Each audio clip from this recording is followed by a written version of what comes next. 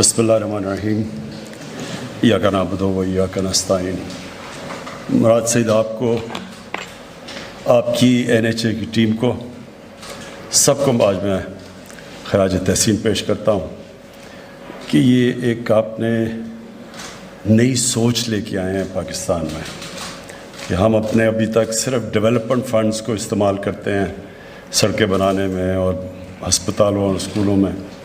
لیکن وہ کیونکہ وہ محدود ہوتا ہے، اس کا مطلب کہ ہماری ڈیولپمنٹ بھی بڑی محدود ہوتی ہے۔ یہ جو آپ نے آج پبلک پرائیویٹ پارٹنرشپ میں ایک بڑا اہم پروجیکٹ، اہم اس لیے کہ یہ وہ علاقہ ہے پاکستان کا جو سب سے زیادہ پوٹینشیل ہے جس میں انڈسٹریلائزیشن کا، یہ اس کو بلکہ ہم اس کو ٹرائنگل کہتے ہیں، وہ یہ گجرانوالا، وزیر آباد گجرات، سیالکوٹ، یہ وہ ٹرائنگل ہے جس میں سب سے تیزی سے ہم انڈسٹریلائز ہو سکتے ہیں، اور انڈسٹریلائزیشن کے بغیر کبھی بھی پاکستان میں وہ ویلتھ کریشن نہیں ہوگی جو ہونی چاہیے اس ملک کے، کہ جو ہمارے پہ قرضے چڑھے ہوئے ہیں ان کو اتارنے کے لیے۔ جب تک ملک میں دولت میں اضافہ نہیں ہوگا، ملک کی آمدنی میں اضافہ نہیں ہوگا، ہم یہ قرضے نہیں اتار سکتے۔ تو وہ انڈسٹریلائز کرنے کے لیے پاکستان کے لیے سب سے ضروری یہ ہے کہ ہم انسینٹیوائز کریں اپنے جو انڈسٹریل ایریاز ہیں، اور یہ جو آپ نے اس کی روٹ بنائی ہے، اس کی سگنیفیکنس یہ ہے کہ ایک تو یہ پاکستان کے مین پاپولیشن سینٹرز کو ٹچ کر رہی ہے، اور پاپولیشن سینٹر کے علاوہ جو انڈسٹریل سینٹرز ہیں، جو پوٹینشیل ہے جو ہمیں گرو کرنے کا، اور دوسرا اگر یہ جب آپ کمپلیٹ کریں گے، اور آپ نے کہا کہ یہ پرمیشنز کی ضرورت ہے، یہ آپ نے پلیز میرے پاس آنا ہے اور بتانا ہے کہ کدھر کدھر آپ کی چیزیں پھنستی ہیں اور یہ کیوں اتنی دیر لگتی ہے، کیونکہ ہمارا سارا اس وقت زور یہ ہے کہ ہم ایز آف ڈوئنگ بزنس، آسانی بزنس کے لیے اس کو بڑھایا جائے۔ تو ہم اسمال اور میڈیم انڈسٹری کو آگے بڑھانے کے لیے ہم نے ریئلائز کیا کہ سب سے بڑی رکاوٹ جو اسمال اور میڈیم انڈسٹری، جو چھوٹی صنعت ہوتی ہے، وہ ملک کی ریڑھ کی ہڈی ہوتی ہے، لیکن ہم نے یہ دیکھا کہ اس کے سامنے اتنی رکاوٹیں ڈالی ہوئی ہیں کہ اس سے کامیاب ہونا ان کے لیے بڑا مشکل ہے۔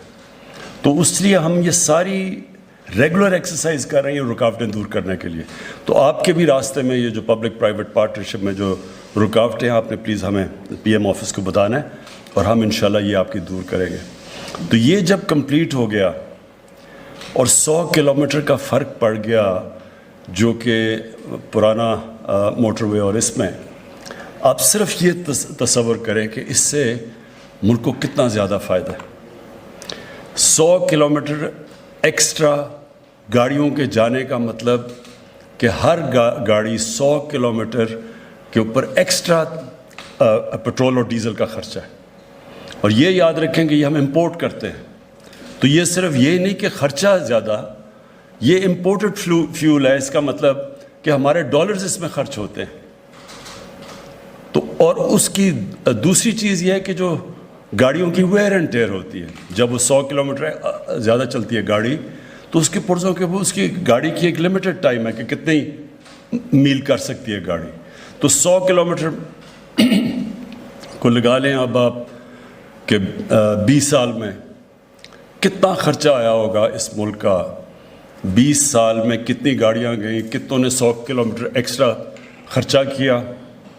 ان کے اوپر جو ان کے پرزے جو باہر سے امپورٹ کرتے ہیں ہم، ان کے اوپر کتنا سٹریس پڑا۔ مجھے آج تک یہ نہیں سمجھ آئی کہ یہ جو موٹر وے کو 100 کلومیٹر ایکسٹرا کیوں بنایا گیا، مجھے کبھی اس کی سمجھ نہیں آئی، کیونکہ عقل تو یہ کہتی ہے کہ موٹر وے جدھر آپ کا سارا ٹریفک جانا چاہیے، زیادہ ٹریفک تو موٹر وے پہ جاتا ہے، ہیوی ٹریفک، انڈسٹریل لوگ تو اس کو استعمال کرتے ہیں۔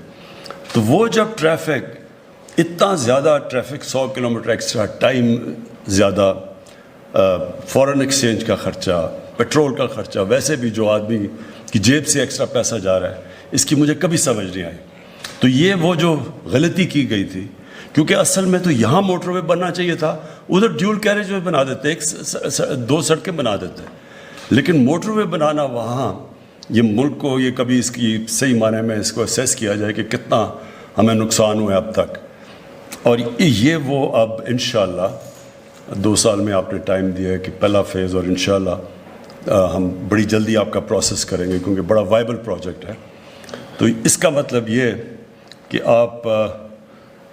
وہ اس ملک میں بڑے پیسہ بچائیں گے بھی، ایریاز کو بھی پروموٹ کریں گے، انڈسٹریل ایریا کو بھی کنیکٹ کریں گے، اور اس کے بہت فائدے ہیں. اور پھر پرائیویٹ پبلک پارٹنرشپ، مطلب کہ ہمارا جو ڈیولپمنٹ فنڈ ہے وہ ہم پھر بھی بچا لیں گے، ہم پرائیویٹ کیپٹل لے کے آئیں گے اس پروجیکٹ کو بنانے کے لیے. اس کا مطلب کہ جو ہمارے پاس ڈیولپمنٹ فنڈز ہیں وہ اور جگہ استعمال کر سکتے ہیں. جو آپ نے ایک اور بھی بڑی اچھی بات کہی کہ کمپیٹیٹیو بیڈنگ کی وجہ سے 12 ارب کا کتنا 40 ارب میں سے 26% سیونگ ہوئی ہے اس کی. تو یہ بھی ایک بہت بڑا پلس پوائنٹ ہے، اور اس کی بھی میں آپ کو خراج تحسین پیش کرتا ہوں. جو بھی پروجیکٹ ہونا چاہیے اس کی ہمیشہ سوچنا چاہیے کہ ملک کو اس کا کیا فائدہ ہے. تو اس کے تو فائدے میں نے آپ کو گنا دیے، لیکن جو مجھے جو پروجیکٹ بہت کامیاب اور ہم بڑا فخر ہے ہماری گورنمنٹ پختونخوا میں انہوں نے ایکسیکیوٹ کیا تھا،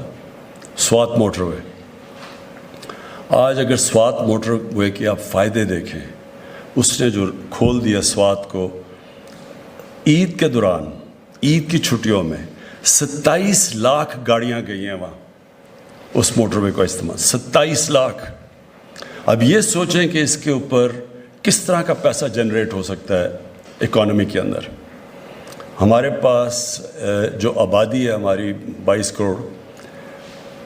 اس کو ہم فائدے میں بھی کنورٹ کر سکتے ہیں. یہ بوجھ نہیں بننا چاہیے اس آبادی کو. یہ اگر ہم عقل سے کام لیں تو یہی آبادی ہمارا فائدہ کروا سکتی ہے.